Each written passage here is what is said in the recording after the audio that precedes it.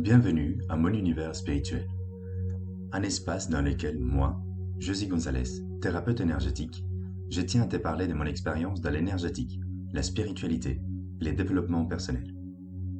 En forme de récit autobiographique, je cherche à partager mon vécu et à aborder des concepts qui me tiennent à cœur et qui pourraient t'aider de manière simple et concrète. Installe-toi confortablement et je te souhaite une belle écoute.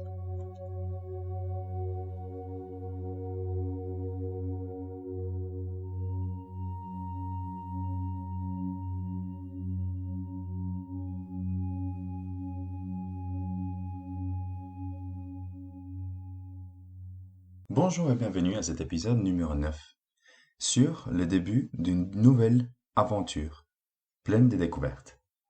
Suite à l'épisode précédent où j'explore en fait un domaine du subtil, de l'énergétique, disons par hasard, pour une synchronicité d'être au bon moment, au bon endroit, face aux bonnes personnes, dans la bonne situation pour pouvoir découvrir en fait qu'il y a un potentiel en moi qui a appel à être développé.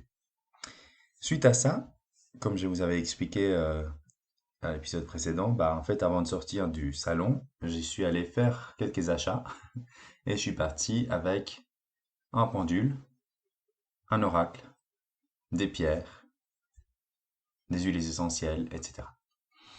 Et aujourd'hui, comme je vous avais dit dans la publication précédente, j'avais demandé quels sont les thèmes, les méthodes que vous avez envie d'explorer.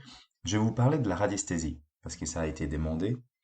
Évidemment, dans ce podcast, je ne vais pas faire un cours sur tout le domaine de la radiesthésie, mais un cours résumé de qu'est-ce que c'est, puis comment je m'en suis servi et comment je l'utilise aujourd'hui, par exemple.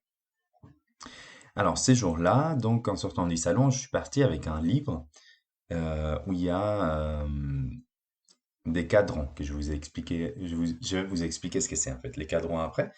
euh, qui contenait un pendule et à côté j'avais acheté un pendule qui m'attirait un peu plus. En arrivant à la maison, en fait j'ai travaillé avec ces pendules pendant un bon moment. Pratiqué, je me suis renseigné comment l'utiliser en lisant le livre, en regardant un peu des vidéos à gauche à droite, en demandant à des personnes qui s'y connaissent et j'ai commencé ma propre pratique personnelle. Il faut dire que quasi toutes les méthodes au début, je me suis d'abord entraîné de manière intuitive avant de faire des cours, de faire des, euh, des séminaires, etc. Pour la radiesthésie, tout d'abord, vous dire donc qu'on utilise un pendule, qui est un objet qui est formé par une petite chaînette, et au bout, il y a une forme, souvent en forme de pointe, qui peut être en bois, en métal ou en pierre. Dans mon cas, j'en ai un en métal et un en quartz rose. Ce jour-là, c'est ce que j'ai acheté sur le moment. Et savez quoi, j'ai commencé à pratiquer. Comment ça fonctionne? Alors, on a différents corps énergétiques et nos différents corps énergétiques fonctionnent de manière émettrice, donc elles peuvent envoyer de l'énergie ou une information. Ça arrive par exemple lorsqu'on fait un soin énergétique, la personne qui fait les soins envoie un message en forme des codes énergétiques à la personne qui reçoit le soin. Et aussi en forme de réception. Donc, quand on fait la réception, c'est autant la personne qui est couchée, qui reçoit le soin, est capable de recevoir l'énergie, mais aussi de manière générale dans d'autres pratiques, comme par exemple quand on utilise les cartes pour avoir une information, quand j'ai fait de la canalisation pour trouver des messages, des guides de la personne, ou pour canaliser un être de lumière, un archange ou un maître ascensionné, ou quand je fais un bilan intuitif, je me connecte avec mes corps énergétiques en mode réception sur la fréquence de la personne dont j'ai besoin d'avoir les informations.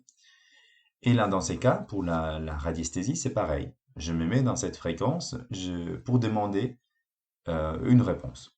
Quand il s'agit de moi-même, cette information, elle vibre déjà en moi.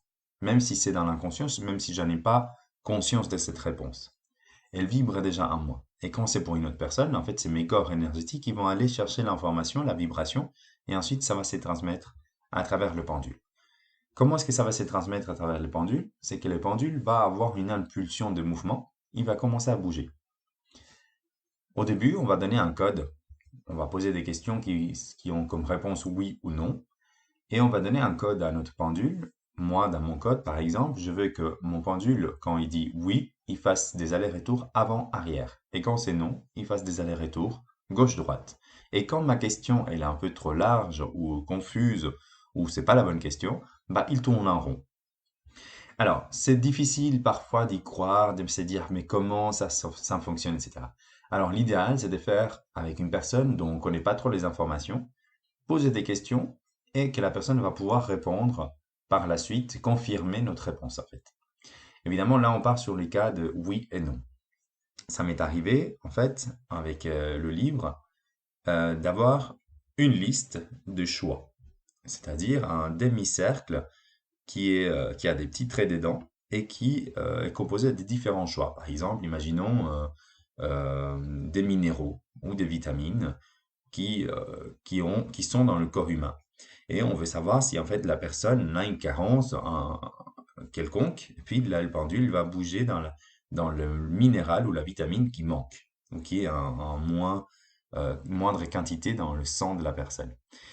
C'est comme ça qu'en fait j'ai commencé à croire un peu, parce que j'ai eu une personne qui m'a demandé pour un bilan nutritionnel, et je me suis dit pourquoi pas faire avec ça, et la personne avait déjà fait un bilan sanguin. Et en fait ça m'a permis de confirmer, sans savoir la réponse, obtenir quelles étaient pour moi les carences, et demander à la personne de me dire si c'était juste ou pas. Et comme c'était juste, ça remplit de nouveau la confiance en moi. Ça m'a permis de continuer de pratiquer avec le pendule et les cadrans. Les cadrans, bah, en fait, ça peut être rempli de tout et n'importe quoi. Il y a des cadrans pour la géobiologie, donc pour tous les phénomènes qu'on peut retrouver en géobiologie, ou des cadrans pour tout ce qui est alimentaire, pour les différentes parties du corps, s'il y a une douleur, savoir où c'est ciblé. Par exemple, moi j'aime bien pour les soins avec les animaux, autant me connecter à l'animal que faire de la radiesthésie pour trouver l'information directement sur une image de chien ou chat ou sur une liste d'organes, etc. Puis contraster l'information entre mon intuition et puis ce que je capte par radiesthésie. Une chose importante pour moi, c'est d'être neutre, c'est-à-dire ne pas avoir une intention déjà à l'avance de savoir la réponse X ou Y, c'est-à-dire de ne s'attendre à aucune réponse et puis accepter celle qui vient. Donc souvent, dois me répéter, je ne veux rien, je n'attends rien dans ma tête pendant que le pendule cherche et trouve la réponse. Comme ça, je sais que c'est pas mon mental qui est en train d'influencer le mouvement. Ces pendules est aussi, comme nous, un récepteur et un émetteur. Tout d'abord, il nous permet, par son mouvement, d'extérioriser une réponse qui est subtile, invisible. Mais elle est aussi capable de transmettre l'information, c'est-à-dire qu'on peut faire un soin grâce au pendule. On peut soigner une plante, un animal, une personne, en faisant tourner, donc on demande au pendule de faire le soin, et le pendule va s'exécuter en faisant des mouvements. Et il va s'arrêter quand le soin sera fini. Ça, je l'ai aussi expérimenté, j'ai aussi travaillé, puis c'est intéressant parce qu'on ressent en fait le mouvement circulaire, on sent l'énergie en espèce de tourbillon aussi à l'intérieur de notre corps. J'ai utilisé ça comme méthode, j'ai utilisé ça aussi pour la géobiologie, pour trouver des choses sur une carte. Et il m'est arrivé une chose très intéressante parce qu'un pendule nous permet aussi de trouver des objets perdus, pour autant qu'ils soient là où on est. Et j'avais perdu un papier important, pardon. Euh, Ça faisait des mois que je cherchais, puis par intuition, je m'étais connecté et j'avais vu que ces papiers, il était dans un lieu blanc avec d'autres papiers. Alors j'ai fouillé toute ma maison, partout, partout, partout, j'ai cherché les lieux qui ressemblaient à ce que j'avais vu. Et j'ai pas trouvé. Et un jour, je me suis dit, bon, je vais demander au pendule. Et en fait, je pose la question au pendule d'où se trouvent les documents. Et le pendule va me diriger en faisant des oscillations. Il va me montrer le chemin. Donc, il me montrait le chemin. Je suis allé exactement au même endroit où j'avais déjà cherché. Et j'ai cherché, cherché, et puis j'ai pas trouvé. Du coup, ces deux expériences m'ont fait un peu, déjà un mal à l'ego, mais aussi un peu manque de confiance. Je me suis dit, mais C'est quand même dingue que par deux méthodes différentes, j'arrive à trouver la même information, mais je trouve toujours pas l'objet. Et un mois plus tard, là, c'était urgent de trouver le document parce que j'en avais besoin. Et je vais directement à l'endroit où j'avais reçu les informations qu'il était là. Et c'est un bougeon de livres. En fait, c'était une étagère blanche avec des livres. Et c'est un bougeon de livres. Je sors tout. Et au moment donné que je sors tout, les documents que je cherchais tombent. Pourtant, j'avais déjà vidé ces casiers de l'étagère à plusieurs reprises. Mais il était toujours là. Donc les informations étaient justes. Alors, je ne sais pas pour quelle raison je ne l'ai pas trouvé avant, mais autant de manière intuitive qu'avec le pendule, j'avais trouvé l'objet. Donc le pendule peut nous servir. J'ai fait une expérience aussi en voulant aider une personne qui avait perdu un chien sur une carte, en fait. J'ai trouvé l'emplacement avec une carte d'où s'est trouvé le chien. Malheureusement, euh, j'ai pas, c'était une expérience qui était toute nouvelle, j'avais jamais fait ça. Euh, il y avait beaucoup de pression parce que, bah voilà, moi j'étais aussi émotionnellement très impliqué. Euh, et du coup, j'ai pas trouvé le bon emplacement. L'emplacement que j'ai trouvé sur la carte, les personnes qui étaient en train de faire la recherche, bah, les trouvaient pas. Et en fait, j'étais tellement impliqué qu'un jour, j'ai décidé de partir moi aussi à la recherche sur place avec ma chienne. Euh, et en fait, je me suis rendu compte qu'il y avait un dénivelé bien plus élevé que ce que je pensais sur la carte. J'avais l'impression que c'était plat et en fait, non, c'était vraiment des collines et montagnes. Donc, j'ai fait vraiment des heures de recherche pour rien, j'ai pas trouvé. Mais ça m'a appris, en fait, ça n'est pas chercher dans une carte comme si c'était un lieu plat, en fait. Et tenir compte aussi des différents reliefs. Et ça m'a appris aussi qu'en fait, je ne suis pas en mesure de faire de la communication animale quand il s'agit des animaux perdus ou des animaux en danger de mort parce que je suis trop impliqué émotionnellement et ça brouille les pistes, ça brouille les informations.